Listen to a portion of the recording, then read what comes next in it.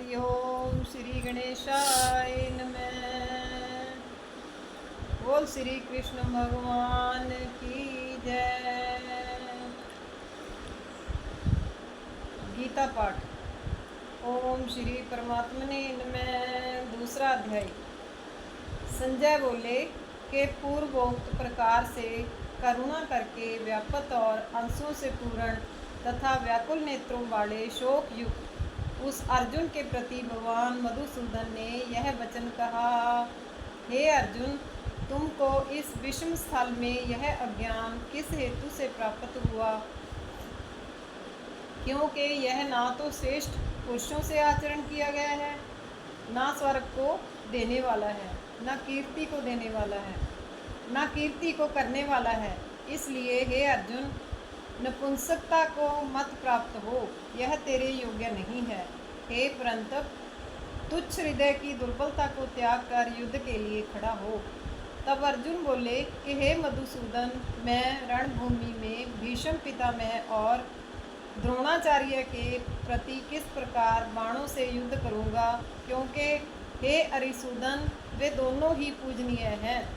इसलिए इन महानुभाव गुरुजनों को ना मारकर इस लोक में भिक्षा का अन्न भी भोगना कल्याणकारक समझता हूँ।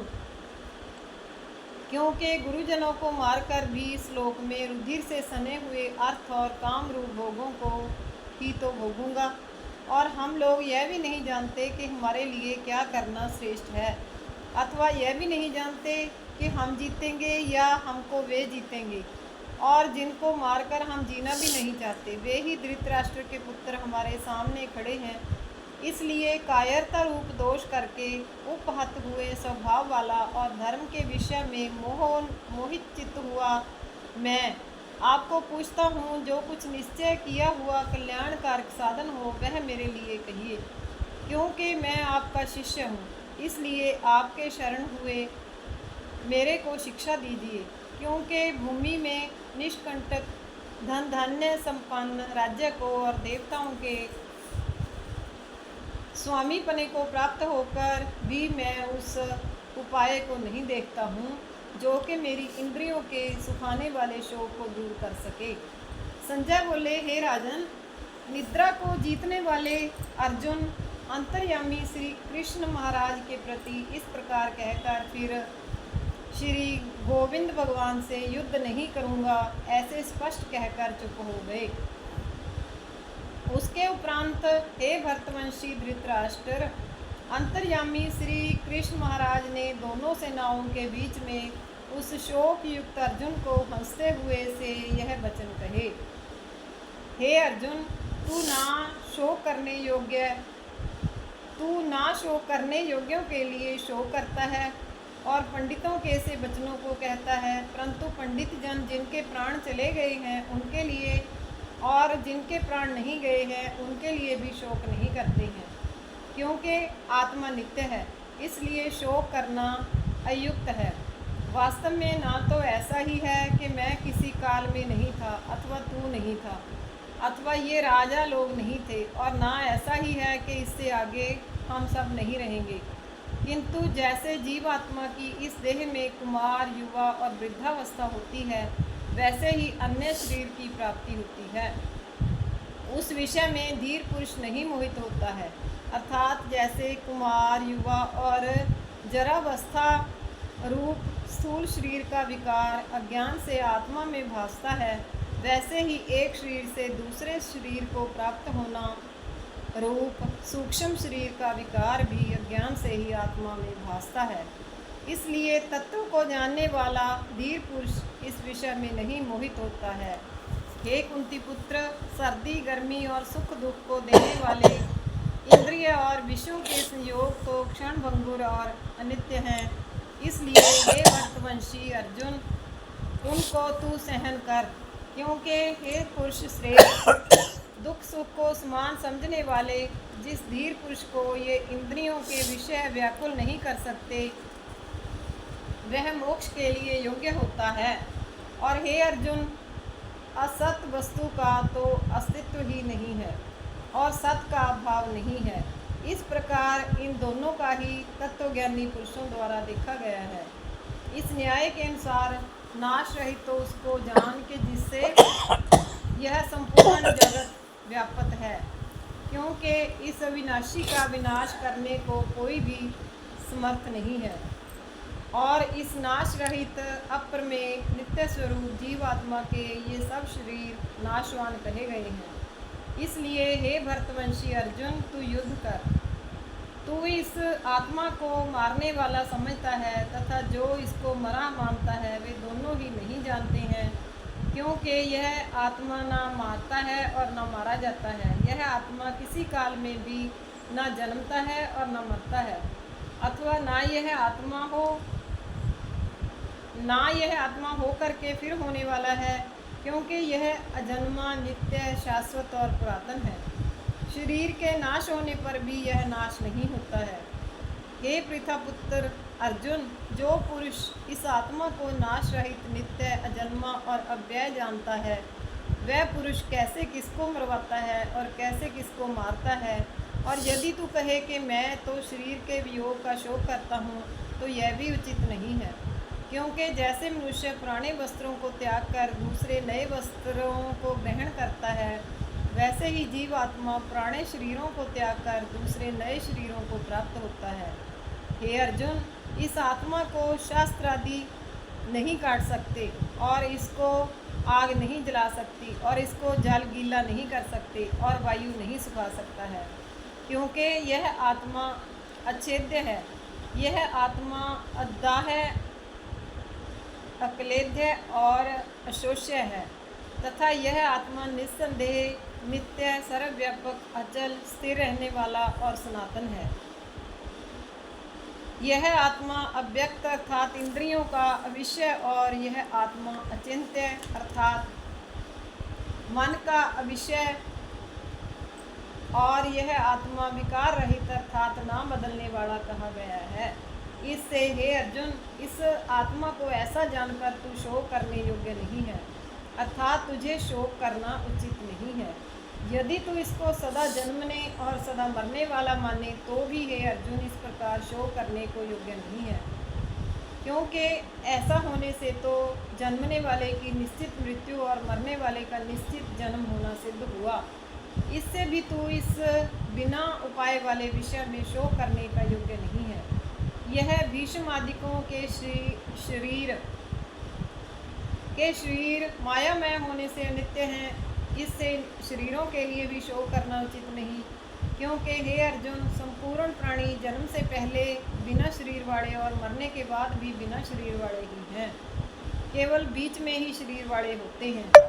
फिर इस विषय में क्या चिंता है? हे अर्जुन, यह आत्म तत्व बड़ा गहन है, इसलिए कोई महापुरुष ही इस आत्मा को आश्चर्य की ज्यों देखता है और वैसे ही दूसरा कोई महापुरुष ही आश्चर्य की ज्यों इसके तत्व को कहता है, और दूसरा कोई भी इस आत्मा को आश्चर्य की ज्यों सुनता है, और कोई सुनकर भी इस आत्मा को नहीं जानता। हे अर्जुन, यह आत्मा सबके शरीर सदा ही अवध्य हैं, इसलिए संपूर्ण भूत प्राणियों के लिए तू शोक करने को योग्य नहीं है, और अपने धर्म को देखकर भी तू भय करने को योग्य नहीं है, क्योंकि धर्मयुक्त युद्ध से बढ़कर दूसरा कोई कल्याणकारक कर्तव्य क्षत्रिय के लिए नहीं है।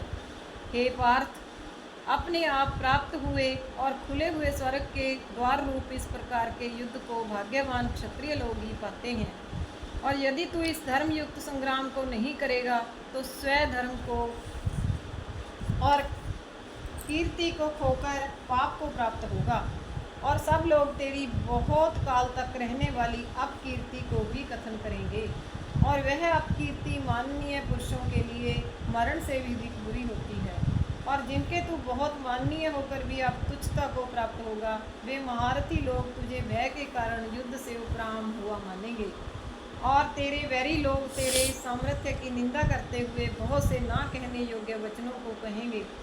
फिर उससे अधिक दुख क्या होगा? इससे युद्ध करना तेरे लिए सब प्रकार से अच्छा है, क्योंकि या तो मरकर स्वर्ग को प्राप्त होगा अथवा जीतकर पृथ्वी को भोगेगा। इससे हे अर्जुन, युद्ध के लिए निश्चय वाला होकर खड़ा हो। यदि तुझे स्वर्ग तथा राज्य की इच्छा ना हो तो भी सुख दुख लाभ हानि और जय पराजय को समान समझकर उसके उपरांत युद्ध के लिए तैयार हो। इस प्रकार युद्ध करने से तू पाप को प्राप्त नहीं होगा। हे पार्थ, यह बुद्धि तेरे लिए ज्ञान योग के विषय में कही गई और इसी को अब निष्काम कर्म योग के विषय में सुन। जिस बुद्धि से युक्त हुआ तू कर्मों के बंधन को अच्छी तरह से नाश करेगा। इस निष्काम कर्म योग में आरंभ का अर्थात बीज का नाश नहीं है और उल्टा फल रूप दोष भी नहीं होता है। इसलिए इस निष्काम कर्म योग रूप धर्म को का थोड़ा भी साधन जन्म मृत्यु रूप महान भय से उद्धार कर देता है। हे अर्जुन, इस कल्याण मार्ग में निश्चयात्मक बुद्धि एक ही है और ज्ञानी पुरुषों की बुद्धियाँ बहुत भेदों वाली अनंत होती हैं।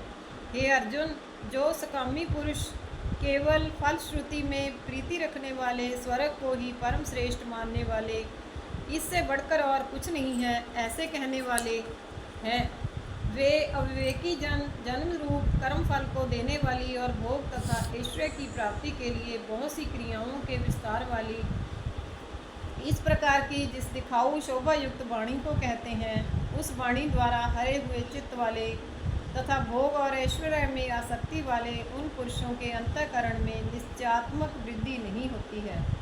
हे अर्जुन, सब वेदों तीनों गुणों के कार्य रूप संसार को विषय करने वाले अर्थात प्रकाश करने वाले, इसलिए तू असंसारी अर्थात निष्कामी और सुख दुख आदि द्वंद्वों से रहित नित्य वस्तु में स्थित तथा योग क्षेम को ना चाहने वाला और आत्मप्रायण हो। क्योंकि मनुष्य का सब ओर से परिपूर्ण जलाशय के प्राप्त होने पर छोटे जलाशय में जितना प्रयोजन रहता है, अच्छी प्रकार ब्रह्म को जानने वाले ब्राह्मण का भी सब वेदों में उतना ही प्रयोजन रहता है। अर्थात जैसे बड़े जलाशय के प्राप्त हो जाने पर जल के लिए छोटे जलाशयों की आवश्यकता नहीं रहती, वैसे ही ब्रह्मानंद की प्राप्ति होने पर आनंद के लिए वेदों की आवश्यकता नहीं रहती। इससे तेरा कर्म करने मात्र से ही अधिकार होवे, फल में कभी नहीं, और तू कर्मों के फल की वासना वाला भी मत हो तथा तेरी कर्म ना करने से भी प्रीति ना होवे। हे धनंजय, आसक्ति को त्याग कर तथा सिद्धि और असिद्धि में समान बुद्धि वाला होकर योग में स्थित हुआ कर्मों को कर। यह समत्व भाव ही योग नाम से कहा गया है। इस समत्व स्वरूप बुद्धि योग से सकाम कर्म अत्यंत तुच्छ है। इसलिए हे धनंजय, समत्व बुद्धि योग आश्रय ग्रहण कर, क्योंकि फल की वासना वाले अत्यंत दीन हैं। समत्व बुद्धि युक्त पुरुष पुण्य पाप दोनों को इस लोक में ही त्याग देता है, अर्थात उनसे लिपायमान नहीं होता। इससे समत्व बुद्धि योग के लिए ही चेष्टा कर। यह समत्व बुद्धि रूप योग ही कर्मों में चतुरता है, अर्थात कर्म बंधन से छूटने का उपाय है। क्योंकि बुद्धि योग युक्त ज्ञानी जन कर्मों से उत्पन्न होने वाले फल को त्याग कर जन्म रूप बंधन से छूटे हुए निर्दोष अर्थात अमृतमय परम पद को प्राप्त होते हैं। हे अर्जुन, जिस काल में तेरी बुद्धि मोह रूप दलदल को बिल्कुल तर जाएगी, अब तू सुनने योग्य और सुने हुए के वैराग्य को प्राप्त होगा। जब तेरी अनेक प्रकार के सिद्धांतों को सुनने से विचलित हुई बुद्धि परमात्मा के स्वरूप में अचल और स्थिर ठहर जाएगी, जब तू समत्व रूप योग को प्राप्त होगा। इस प्रकार भगवान के वचनों को सुनकर अर्जुन ने पूछा, हे केशव, समाधि में स्थित स्थिर बुद्धि वाले पुरुष का क्या लक्षण है, और स्थिर बुद्धि पुरुष कैसे बोलता है, कैसे बैठता है, कैसे चलता है। उसके उपरांत श्री कृष्ण महाराज बोले, हे अर्जुन, जिस काल में यह पुरुष मन में स्थित संपूर्ण कामनाओं को त्याग देता है, उस काल में आत्मा से ही आत्मा में संतुष्ट हुआ स्थिर बुद्धि वाला कहा जाता है, तथा दुखों की प्राप्ति में उद्वेग रहित है मन जिसका, और सुखों की प्राप्ति में दूर हो गई है स्पृहा जिसकी तथा नष्ट हो गई हैं राग भय और क्रोध जिसके, ऐसा मुनि स्थिर बुद्धि कहा जाता है। जो पुरुष सर्वत्र स्नेह रहित हुआ उन शुभ और अशुभ वस्तुओं को प्राप्त होकर ना प्रसन्न होता है और ना द्वेष करता है, उसकी बुद्धि स्थिर है। और कछुआ अपने अंगों को जैसे समेट लेता है, वैसे ही यह पुरुष जब सब ओर से अपनी इंद्रियों को इंद्रियों के विषयों से समेट लेता है, तब उसकी बुद्धि स्थिर होती है। यद्यपि इंद्रियों के द्वारा विषयों को ना ग्रहण करने वाले पुरुष के भी केवल विषय तो निवृत्त हो जाते हैं, परंतु राग नहीं निवृत्त होता है। और इस पुरुष का तो राग भी परमात्मा को साक्षात करके निवृत्त हो जाता है। और हे अर्जुन, जिससे के यत्न करते हुए बुद्धिमान पुरुष के भी मन को यह प्रमथन स्वभाव वाली इंद्रियां बलात् हर लेती हैं, इसलिए मनुष्य को चाहिए कि उन संपूर्ण इंद्रियों को वश में करके समाहित चित्त हुआ मेरे परायण स्थित होवे। क्योंकि जिस पुरुष के इंद्रियां वश में होती हैं, उसकी ही बुद्धि स्थिर होती है। हे अर्जुन, मन सहित इंद्रियों को वश में करके मेरे परायण ना होने से मन के द्वारा विषयों का चिंतन होता है, और विषयों को चिंतन करने वाले पुरुष की उन विषयों में आसक्ति हो जाती है, और आसक्ति से उन विषयों की कामना उत्पन्न होती है, और कामना में विघ्न पड़ने से क्रोध उत्पन्न होता है। क्रोध से अविवेक अर्थात मूढ़ भाव उत्पन्न होता है, और अविवेक से स्मरण शक्ति भ्रमित हो जाती है, और स्मृति के भ्रमित हो जाने से बुद्धि अर्थात ज्ञान शक्ति का नाश हो जाता है। और बुद्धि के नाश होने से यह पुरुष अपने श्रेय साधन से गिर जाता है, परंतु स्वाधीन अंतःकरण वाला पुरुष राग द्वेष से रहित अपने वश में की हुई इंद्रियों द्वारा विषयों को भोगता हुआ अंतःकरण की प्रसन्नता अर्थात स्वच्छता को प्राप्त होता है। उस निर्मलता के होने पर इसके संपूर्ण दुखों का भाव हो जाता है, और उस प्रसन्न चित्त वाले पुरुष की बुद्धि शीघ्र ही अच्छी प्रकार स्थिर हो जाती है। हे अर्जुन, साधन रहित पुरुष के अंतःकरण में श्रेष्ठ बुद्धि नहीं होती है, और उस अयुक्त के अंतःकरण में आस्तिक भाव भी नहीं होता है, और बिना आस्तिक भाव वाले पुरुष को शांति भी नहीं होती। फिर शांति रहित पुरुष को सुख कैसे हो सकता है? क्योंकि जल में वायु नाव को जैसे हर लेता है, वैसे ही विषयों में विचरती हुई इंद्रियों के बीच में जिस इंद्रिय के साथ मन रहता है, वह एक ही इंद्रिय इस अयुक्त पुरुष की बुद्धि को हरण कर लेती है। इससे हे महाबाहो, जिस पुरुष की इंद्रियां सब प्रकार इंद्रियों के विषयों में वश में की हुई होती हैं, उसकी बुद्धि स्थिर होती है। और हे अर्जुन, संपूर्ण भूत प्राणियों के लिए जो रात्रि है, उस नित्य शुद्ध बोध स्वरूप परमानंद में भगवत को प्राप्त हुआ योगी पुरुष जागता है, और जिस नाशवान क्षण भंगुर सांसारिक सुख में सब भूत प्राणी जागते हैं, तत्वों को जानने वाले मुनि के लिए वह रात्रि है। जैसे सब ओर से परिपूर्ण अचल प्रतिष्ठा वाले समुद्र के प्रति नाना नदियों के जल उसको चलायमान ना करते हुए ही समा जाते हैं, वैसे ही जिस स्थिर बुद्धि पुरुष के प्रति संपूर्ण भोग किसी प्रकार का विकार उत्पन्न किए बिना ही समा जाते हैं, वह पुरुष परम शांति को प्राप्त होता है, ना कि भोगों को चाहने वाला।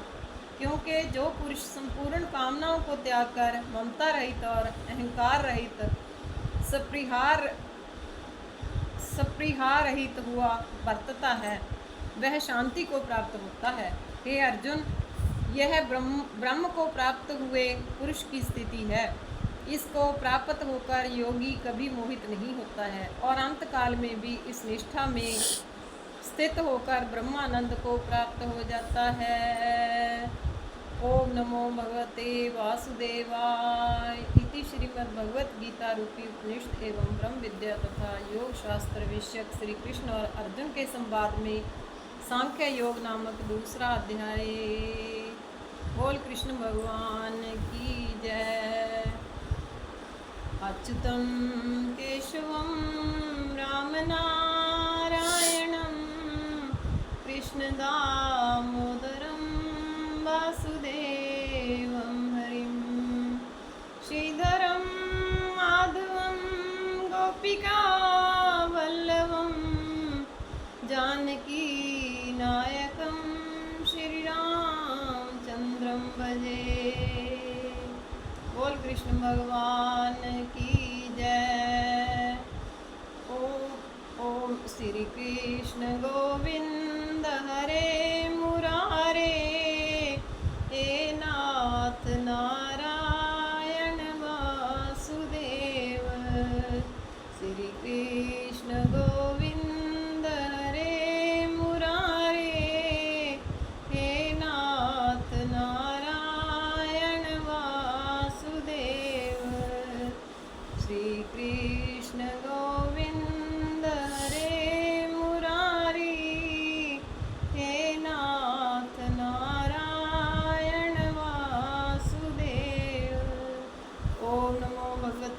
वासुदेवाय। ओम नमो भगवते वासुदेवाय। ओम नमो भगवते